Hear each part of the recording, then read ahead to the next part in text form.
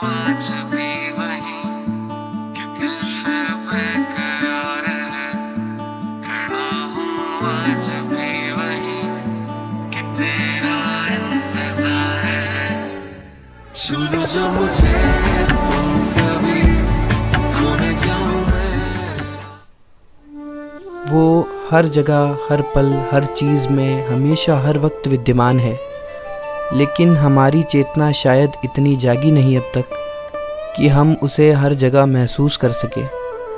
इसलिए शायद हमें मंदिरों का सहारा लेना पड़ता है। केदारनाथ नहीं बुलाने का सारा इल्ज़ाम हमारे मन ने भगवान शिव के ऊपर मढ़ दिया था।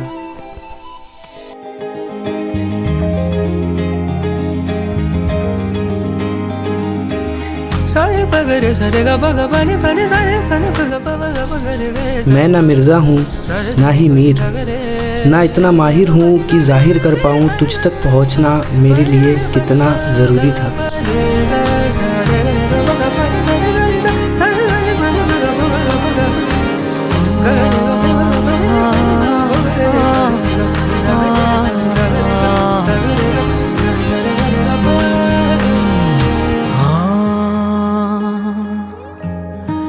सबने तो सब कह दिया है, क्या ही कहूँ जो अभी भी अनकहा है। हमने केदारनाथ के उन हाई एल्टीट्यूड तक पहुंचने के बारे में सोचा था जहां सिर्फ सुकून हो, पर सोनप्रयाग की उन पाबंदियों ने हमें रोक दिया। पहले लगा कि ये हमारा बैड लक हो सकता है, पर अब समझ आता है कि वो परमपिता है और एक पिता अपने बच्चों को कभी गलत डायरेक्शन में नहीं जाने देता है, उसे रोक लेता है ताकि वो उसे उस जगह ले जा सके जहाँ उसके लिए एक्चुअल में जाना ज़रूरी है। जब मंजिल सामने हो और रास्ते बंद हो जाए तो मन में एक अजीब सी वाइब भर जाती है। उस डिसअपॉइंटमेंट को प्रोसेस करने में दिमाग थोड़ा सा समय तो लगा ही देता है। Farewell. It's not a farewell. It's the moment where we learn too much things and we will come back. But yeah, it is kind of farewell. हम शांति ढूंढ रहे हैं या फिर ईश्वर, या फिर ये दोनों एक ही एनर्जी है। शायद जिसे हम शांति कहते हैं वही ईश्वर का हमसे कनेक्ट करने का तरीका हो सकता है।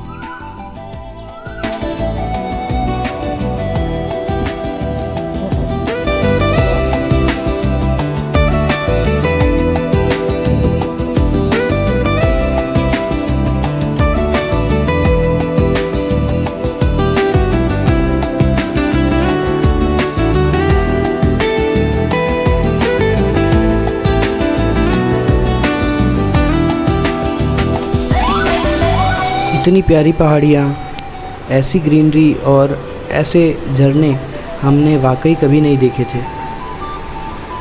पहाड़ों की इस कंफर्ट में जो हमारे केदारनाथ नहीं पहुँचने की सैडनेस थी वो धीरे धीरे मेल्ट होने लगी थी।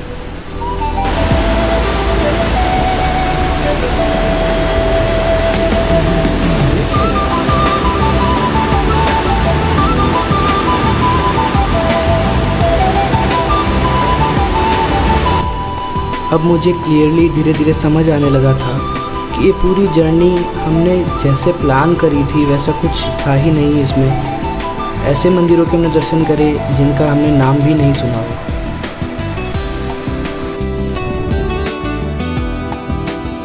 हमने सोचा था कि दर्शन नहीं होगा, रोशनी में तो सब दिखता है, पर ये दर्शन है।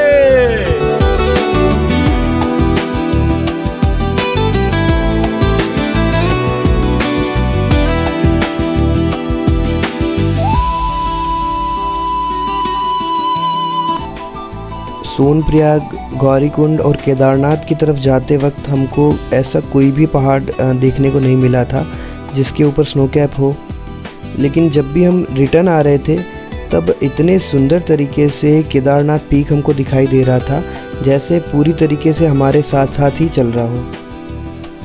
और आगे हम जिस मंदिर के दर्शन करने वाले थे उसकी वाइब इतनी क्यूट और इतनी फ्रेंडली थी कि हमारे वहाँ पर कदम रखते ही हमको पंडित जी ने बोल दिया कि आप बाहर से अभिषेक के लिए घड़ा भर के लेके आओ, यहाँ पर आराम से भगवान को अभिषेक करो।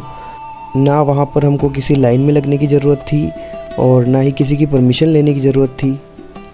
जहाँ भगवान शिव ने माता पार्वती के शादी के प्रपोज़ल को हाँ करा था, इस जर्नी का सबसे खूबसूरत और सबसे प्यारा मंदिर गुप्तकाशी।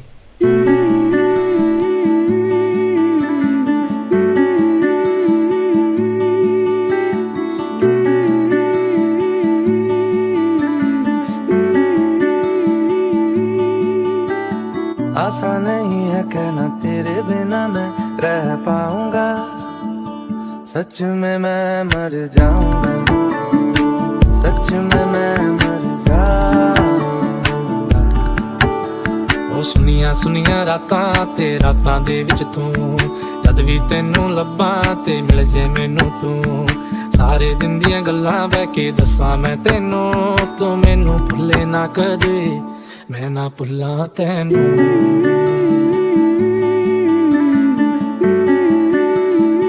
तेरे बिना रुक जाऊंगा, सच में मैं मर जाऊंगा, सच में मैं मर जाऊंगा। ओ सुनिया सुनिया रातां ते रातां दे विच तू, जद भी तेनू लब्बां ते मिल जे मैनू तू, सारे दिन दियां गल्लां बह के दस्सां मैं तेनू, तू मैनू भुल्ले ना कदे मैं ना भुल्ला तेनू। तू चंचला तू कामिनी तू पद्मिनी तू रागिणी, तना मनात माझिया तुझी सदैव मोहिनी। नजर से तुमको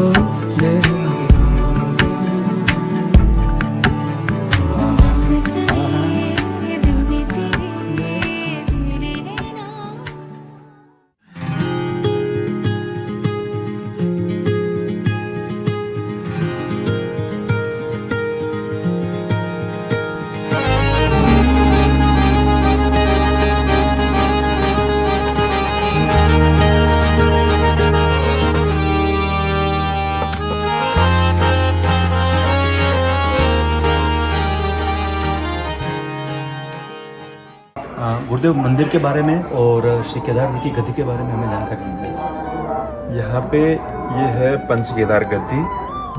यहाँ पे 6 महीने केदारनाथ जी की और द्वितीय केदार मदनेश्वर जी की शीतकालीन गद्दी स्थल है।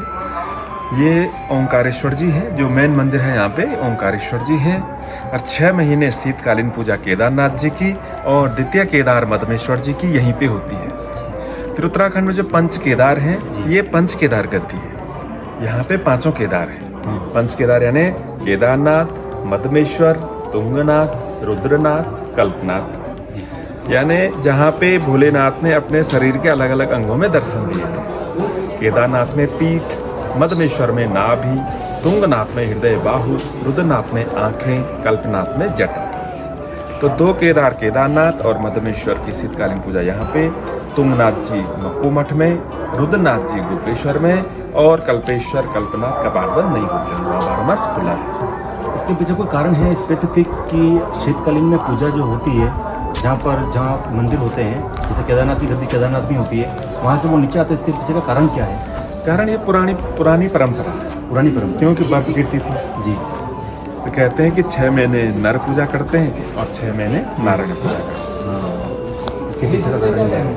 और यहाँ पर जो स्थल है, फिर ये उषा मठ था, उषा थी बाणासुर की बेटी जी, उसी के नाम से यहाँ का नाम उखी मठ पड़ा। उखी मठ। पहले उषा मठ, फिर उखा मठ, फिर उखी मठ। फिर यहाँ पे उषा जी की शादी हुई थी अनिरुद्ध जी के साथ जी। अनिरुद्ध थे कृष्ण के पोते प्रद्युम्न के बेटे। प्रद्युम्न जी की बेटी। तो इस साइड विवाह मंडप है, पंच केदार गद्दी है, माँ चंडिका है, और इस साइड पंच केदार लिंग है, बाबा भैरवनाथ, माता बाराही।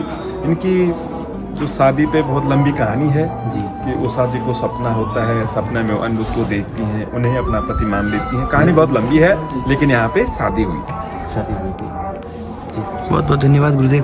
धन्यवाद सर, हमारे बार बार आते रहो जी सर।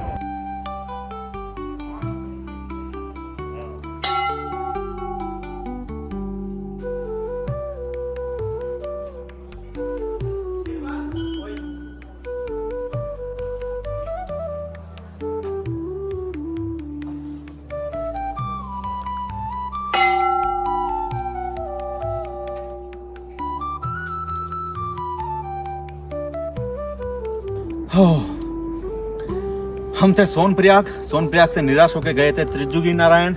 वहाँ पर वापस स्टे करा, जहाँ पर हमने रात को स्टे करा था। फिर वहाँ से निराश होते हुए हम जा रहे थे कि हम क्या करें। हम गुप्त काशी से 1 किलोमीटर आगे चले गए। हमको वापस किसी भले इंसान ने कहा कि गुप्त काशी का मंदिर पीछे है। हम गुप्त काशी मंदिर के दर्शन करने गए। वहाँ पर ऐसे दर्शन हुए कि किसी के हो भी नहीं सकते, क्योंकि हमने शिवलिंग को अपना माथा टेक के उसको जल चढ़ा के हम वहाँ से निकले। फिर वहाँ से हम आए ऊखीमठ। गुप्त काशी और ऊखीमठ की 2 पहाड़ियाँ अलग अलग है। गुप्त काशी अलग पहाड़ी पे, ऊखीमठ अलग पहाड़ी पे।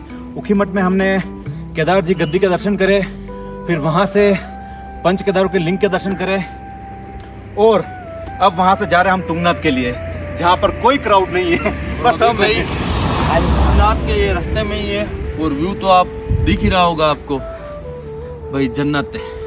वापस मिलते हैं यस तुंगनाथ में। यस। स्टार्टिंग में थोड़ा कंफ्यूजिंग था कि असल में हम ढूंढ क्या रहे हैं, लेकिन वो हमेशा जानता है कि हमें देना क्या है।